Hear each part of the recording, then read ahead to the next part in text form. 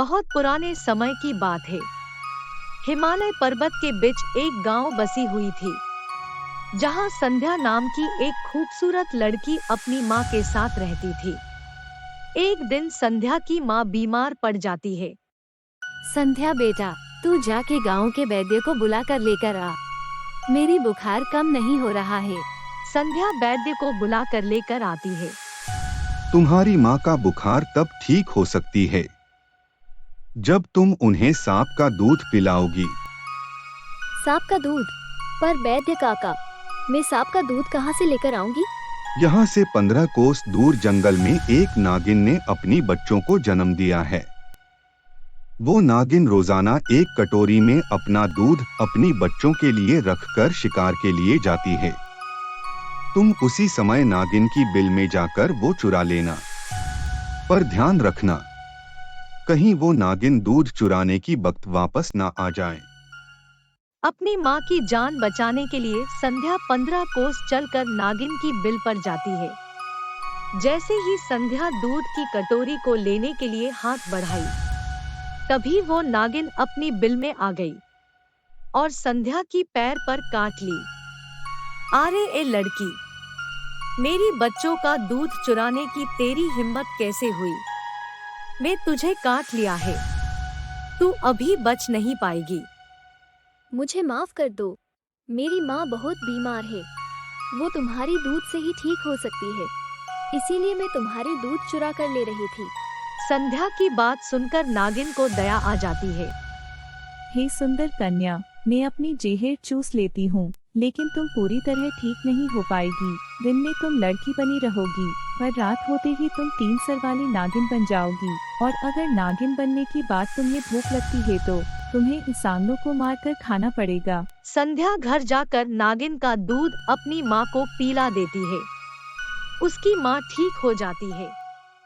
कुछ दिनों की बाद संध्या की माँ उसकी शादी करा देती है, पर संध्या की पति को ये बताई नहीं जाती है कि वो रात में 3 सर वाली नागिन बन जाती है, क्योंकि संध्या की माँ को डर था कि अगर लोगों को ये बात पता चली तो कोई भी संध्या से शादी नहीं करेगा।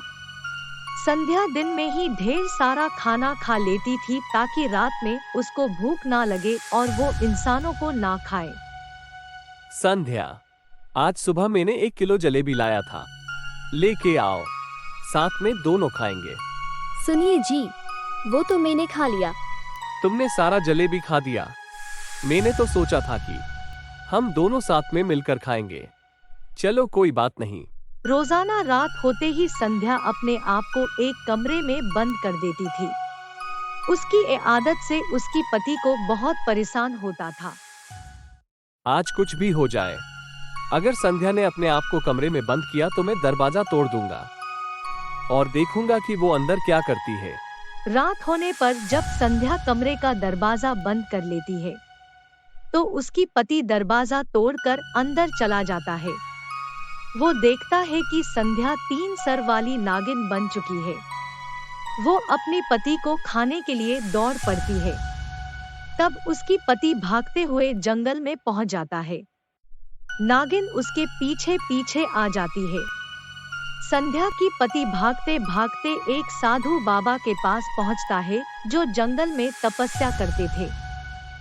बाबा, मेरी पत्नी 3 सर वाली नागिन बन चुकी है, कृपया मेरी मदद कीजिए। तुम चिंता मत करो, मैं उसकी बारे में सब कुछ जानता हूँ।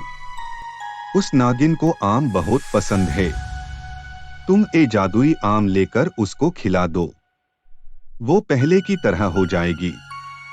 संध्या की पति जादुई आम को लेकर जंगल में नागिन की आने के रास्ते में रख देता है। नागिन की नजर उस जादुई आम के ऊपर पड़ती है और वो खुशी से आम खा लेती है। जादुई आम खाने के बाद संध्या पूरी तरह ठीक हो इंसान बन जाती है और खुशी खुशी अपनी पति के साथ रहती है।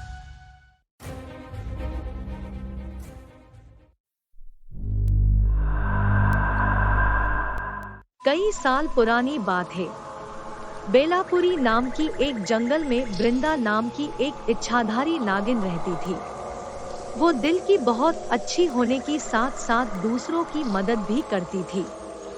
एक दिन जब वृंदा जंगल की रास्ते से अपनी नागिन रूप में जा रही थी, तभी एक तेज से आती हुई गाड़ी नागिन वृंदा के ऊपर चढ़ गई और वहां पर उसकी मौत हो गई। मौत के बाद वृंदा एक चुड़ैल नागिन में बदल गई, जिसका ऊपर का हिस्सा एक चुड़ैल की तरह था और नीचे का हिस्सा एक नागिन का था। चुड़ैल नागिन होने के बाद उसकी शक्ति 2 गुना हो गई थी। नागिन की शक्ति होने के साथ साथ चुड़ैल की शक्ति उसके पास थी। चुड़ैल बनने के बाद भी वो दिल की बहुत अच्छी थी।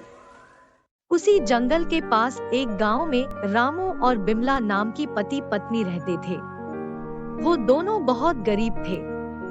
उसी वक्त बिमला माँ बनने वाली थी और कुछ ही दिनों में उसकी 2 जुड़वा बच्चे हुए, एक लड़का और एक लड़की।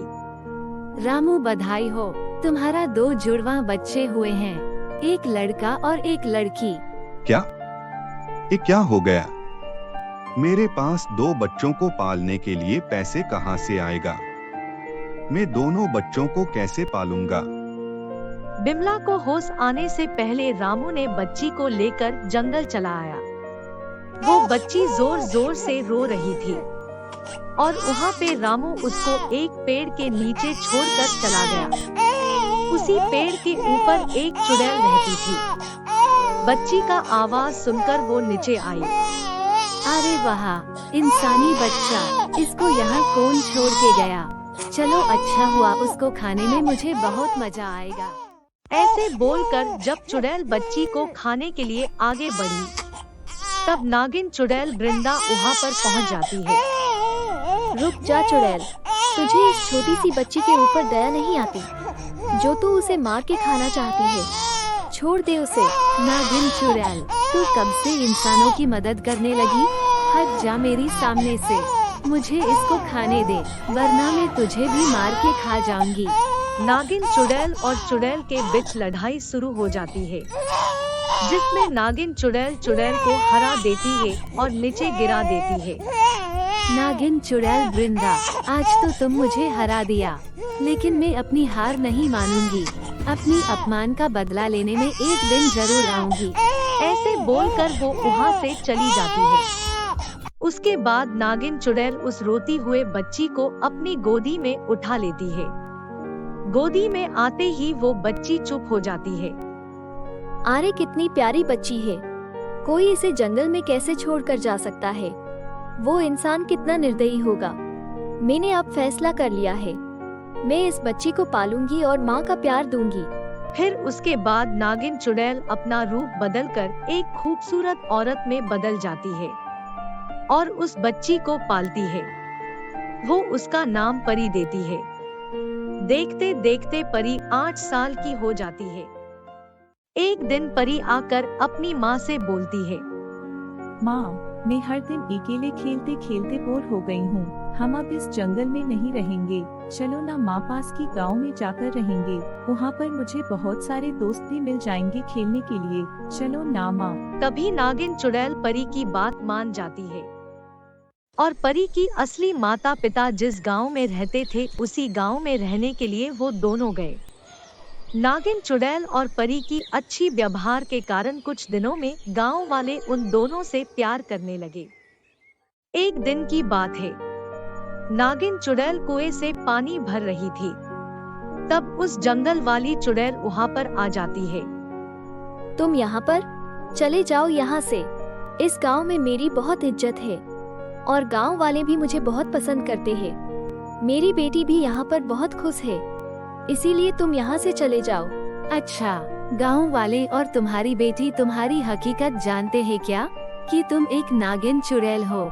तुम्हारी असली पहचान जानने के बाद वो लोग तुमसे नफरत करेंगे और तुम्हारी बेटी भी तुमसे डरेगी। तुम ये मत भूलो कि तुम एक चुड़ैल हो और चुड़ैल का काम है लोगों को डराना। ऐसे बोलकर वो जोर जोर से हंसने लगी और वहाँ से चली जाती है। एक दिन परी जब स्कूल से घर लौट रही थी, तब चुड़ैल वहाँ पर पहुँच जाती है और परी को अपनी साथ पहाड़ी वाली जंगल में ले जाती है। नागिन चुड़ैल ने इस लड़की के लिए मुझसे लड़ाई की थी। आज मेरा बदला पूरा होगा। मैं इस लड़की को मार के खा जाऊंगी और नागिन चुड़ैल को पता भी नहीं चलेगा। चुड़ैल जब परी को ले जा रही थी तब कुछ गांव वालों ने उसको देखा। अरे परी को चुड़ैल लेके जा रही है, चलो वृंदा बहन को बोलते हैं जाकर। वृंदा बहन, बाहर आओ, जल्दी बाहर आओ वृंदा बहन। क्या हुआ? आप लोग इतना घबरा क्यों रहे हो? अरे वृंदा बहन, परी को एक चुड़ैल उठाकर अपनी साथ ले गई। क्या? उस चुड़ैल की इतनी हिम्मत! मैंने उसे मना किया था परी के पास आने के लिए, और वो परी को उसके साथ ले गई। मैं उसे आज नहीं छोड़ूंगी। ऐसे कहकर वृंदा अपनी चुड़ैल रूप में आ जाती है। उसको देखकर गांव वाले डरने लगते हैं। मुझसे मत डरो, मैं आप लोगों का कुछ नुकसान नहीं करूंगी। पर तुम परी की माँ कैसे हो सकती हो?